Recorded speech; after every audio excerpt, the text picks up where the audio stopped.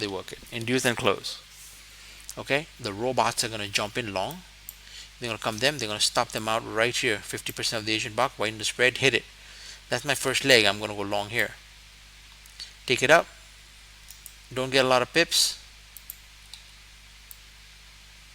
9 pips. Okay, close below 13 or close down here. I kill it at 0.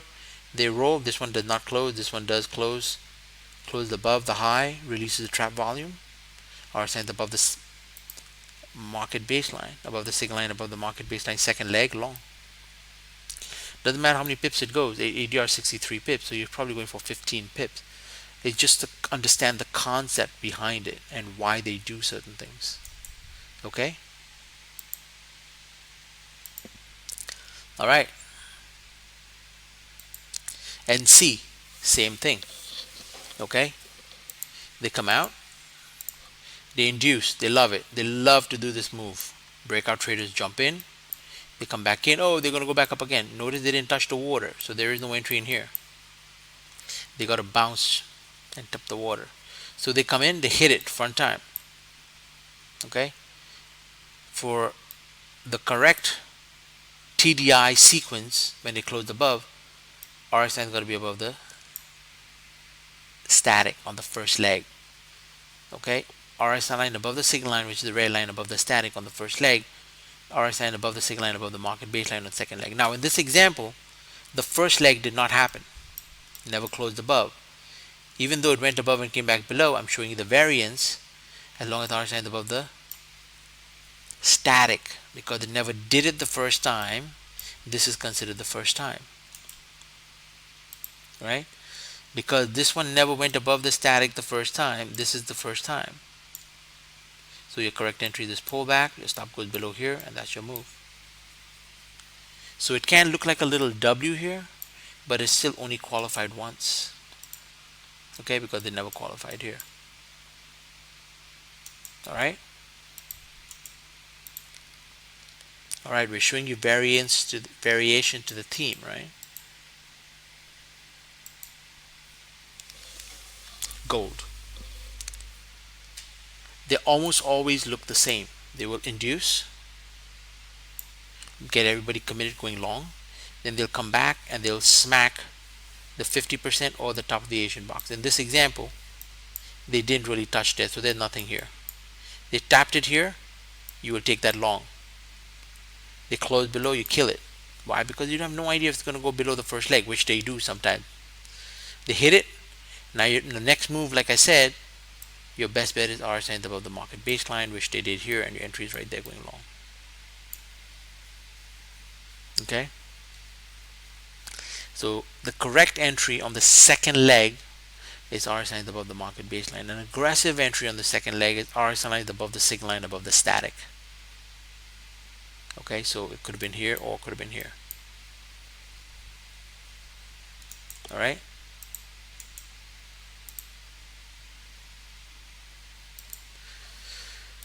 Here's another example. They come out. Some they close here, but some people don't like an inverted hammer because they learned if an inverted hammer and they close above, it's not a good candle. So they trick you. They give you a hammer. So you go long here. You're like it's gonna go. It rolled over. Right? You're not up a lot of pips. You're up only 3 pips. You're like, okay, I just jumped in, no big deal. Right? Then they go negative, and then they go negative some more, and then they close below here. Now you're like, man, they close below all the EMAs. They could go down to the Mayo or whatever. I'm gonna get out of the trade. You get out of the trade. They punch it up right here like this. They close up right here. Notice the RSI signal line, even though I put my crosshair in between the two candles, RSI signal line has not crossed. That means there's no confirmation yet. People see that, they jump right in. Boom. Oh my God, I'm in. I'm late. Then they come right back down and close like this, and then you're like, wait, I could be wrong. So you get out of the trade, and then they shifted it back up again. This is the classic example of, again, this setup I would not take. Why? The reason I showed it to you is it's too close to the blue tracer. They will tend to do this. They did ultimately go up about 13-14 pips. It did, but I don't want 13, 14 pips. I want a little bit more, at least minimum 15 pips. All right. If it's too tight to the any area of reversal or consolidation, you got to take that into consideration. Okay. All right. Classic visible stop hunt. W. Wait till it close all above all the EMAs long. That's a classic move. W off the Mayo. All right. A W off the Mayo is an anchor move. Your next move is an ID move. You wait for them to bounce. All right. First entry is there. RSI above the signal line above the static. The second entry is RSI above the signal line above the market baseline. So you don't take and you kill and you get and you get. No, you just wait for RSI above the market baseline right there and then you go long. Now this is a little bit too tight, but the whole area is very tight. Right, that's your move. Okay. I mean, I didn't even mark this, so that's not. This is all impromptu, right? FJ 5200 cross. Most of you guys will like 5200 cross M off the Mayo. It is an M off the Mayo, but when we say an M off the Mayo, we consider that as an anchor move, okay, not an AR move. So an AR move, even though it's an M off the Mayo, and the reason AR is because of this inducement. They induce, they come back, they nailed it, they closed it first time in here, right? It's just kind of very, very dicey, right? So if you took the scratch anywhere in here, the next move is RSI below the market baseline, where the correct entry, so you don't keep taking scratches here after scratches here. And the rule is made for a purpose. Prevent you from taking multiple scratches. Alright, you take the first trade, RSI below signal line below the static, which is the static 50 line. If you take the scratch, then the next move is the RSI below the market baseline. That's the safer entry, so you don't keep taking scratch. Okay? Homework it. Alright, regardless of what I say, I want you to validate what I say, just not take it for what I say. Alright? Here's the more elaborate example of a 5200 cross M off the Mayo, not an anchor. When I say an M and W off the Mayo, means it's coming off a visible stop hunt, right? This is an AR move. They induce, they come back, they hit it the first time, they close below. You may have taken it. It's valid. You take the trade, it closes back above 13, you kill it. No big deal. Then your next move is RSI below the market baseline, which it doesn't do here until here. They shift, you go short, boom. Your target is the blue tracer. Alright? Alright. Questions? Alright, let's see. How do you get the 50 and the 00 lines on the chart? Very good question. I don't know why I keep doing this, but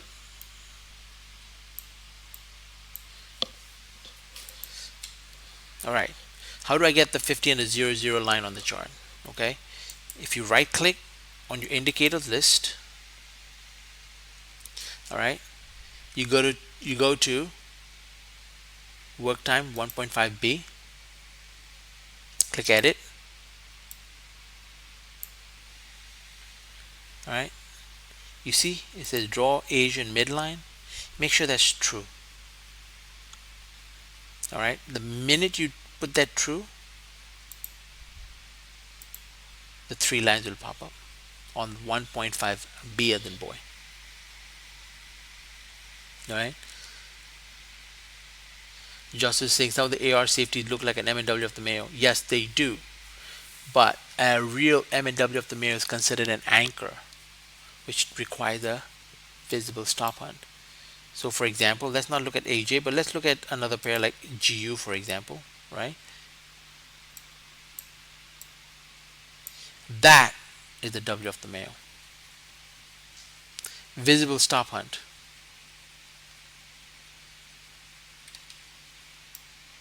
RSI above the signal line above the market baseline long. Okay.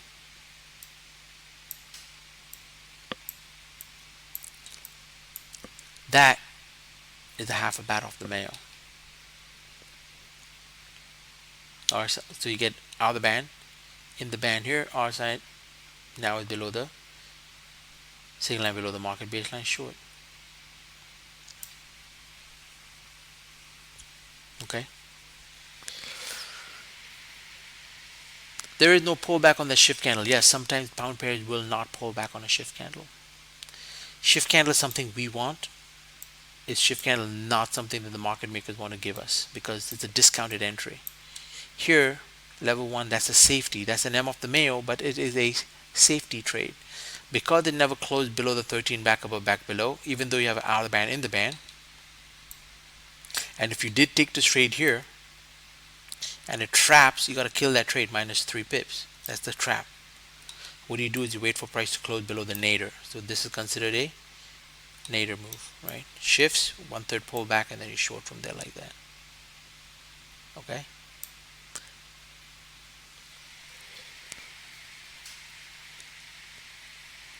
Okay. Hey Lee. All right. So where can I find the recordings of your sessions in the DMR? It's in the DMR, right? So get in here, BTMM, right?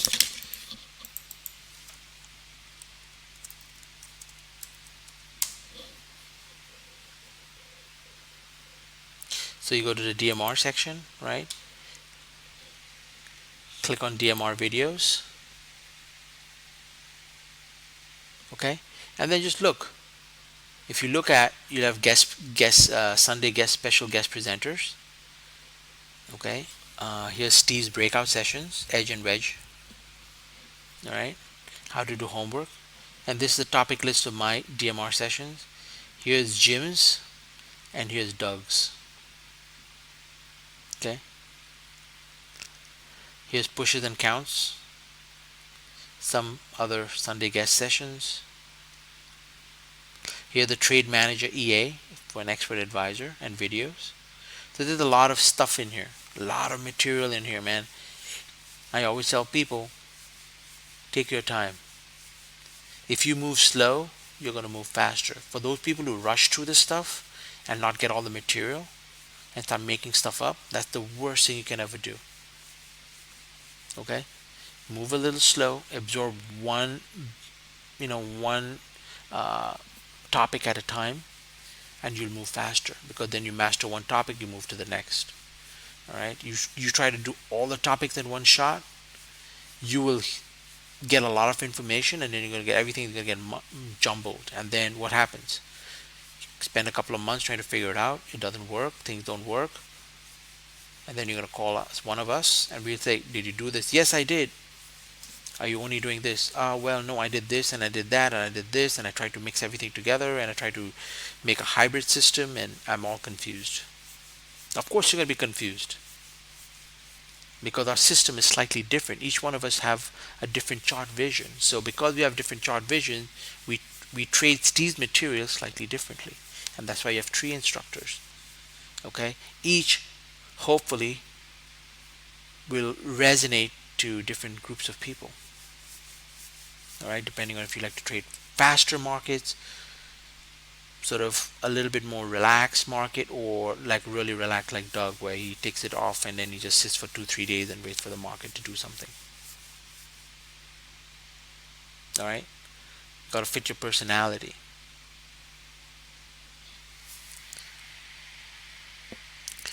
All right, where should the new student begin? Basics of AR setups. We started the AR process. If you actually look really simply, right? So if I click on, let's say, I don't know, it's right there, for example. If you scroll, well, not from January, but you will see at the bottom it says presentation, how to do homework, right? And then there's a timestamp. So if I'm looking at, you see the black little numbers, is that right above my arrow right there, the finger pointing. So if you see 40, if you go to 4020, right, like that, and you click on it somewhere there, right? You click on it, it's going to start the presentation. Okay, so if you don't want to look at the whole DMR session, you can start literally at where the presentation starts. Okay, right there, 4020. All right. So I have most of it listed. Some of them are not listed. I'm going to try to get that done hopefully over this weekend. All right. But like for example, I think the 7th, I don't know if I did it or not, but if you scroll down, yeah, it's not done. September I started the AR. So the first from the September onwards, if you start looking at the sessions, usually the first like 40 minutes, 45 minutes is the DMR, and then I go into the presentation around the 40 between 40 to 45 minutes mark. Okay? So if you only want to look for the AR stuff, start with September. So like this one, September 7th would be my first session, right? So I do AR50, AR00, AR safety, and then next week I'm going to do this quiz. So it's usually a month for one topic, usually. All right, awesome. Any more questions? What is a nadir? Really simple. A nadir is here the name. Right here, the middle part's the nadir. Right there, the nadir.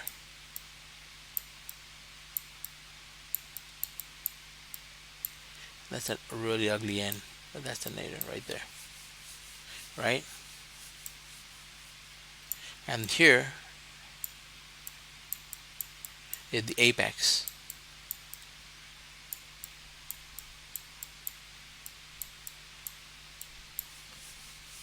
Apex nadir. Right? You want to enter here, and you want to enter here. That's the deal. That's the business.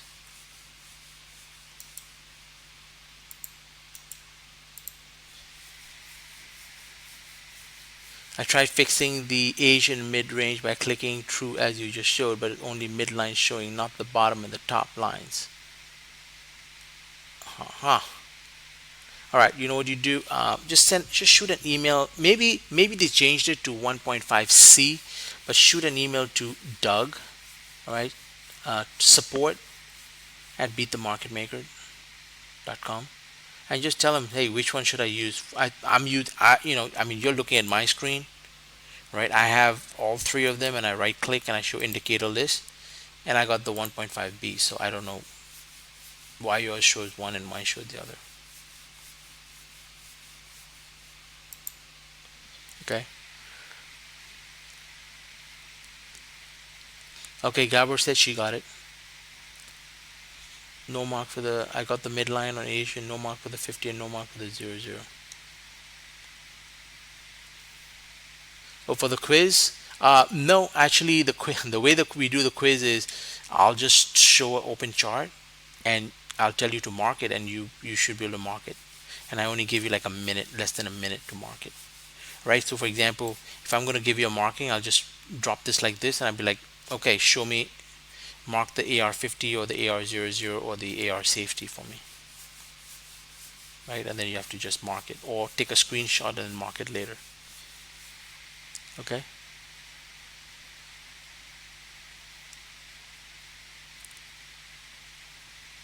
All right. Again, if you're not showing the 00, the bottom one, okay, send an email to support at beatthemarketmaker.com, and then maybe Doug can enlighten us on why some of you only getting this and not the other or whatever. So if you again look at it right here, right, draw Asian box is true, Asian text is true, outline is false, and then Asian midline is true.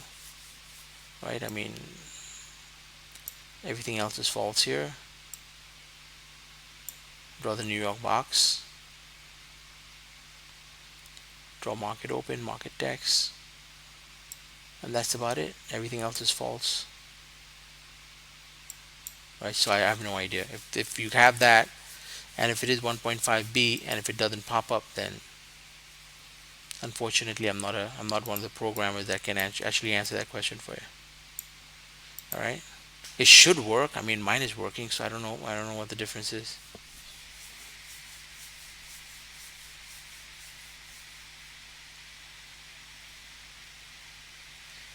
Okay, so the question is, if there is a blueberry line in the Asian box, I said to ignore it, and the question is there a reason? Yeah, the reason is I've done enough homework on it. If it's above or below, then you have to be worried. Like for example, I have a 5200 cross here. The blueberry runs here, right? And if you're saying, hey, that's my pattern, half a bat long, and if you see the blueberry here and you don't want to take it, well, that's up to you. But I've noticed when the blueberries inside the Asian box, it usually just slices through it. It like ignores it completely. Okay. Any other time, see like here, it'll come in here, they bounce off the water, and then it'll ignore it. It'll just drop like that.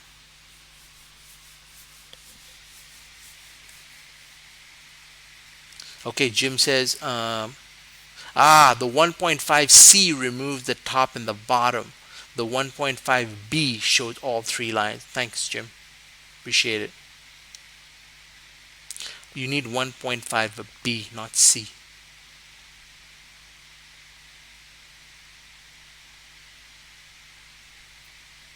Okay. All right. You know what, Gabor? You can just shoot me an email. car@beatthemarketmaker.com.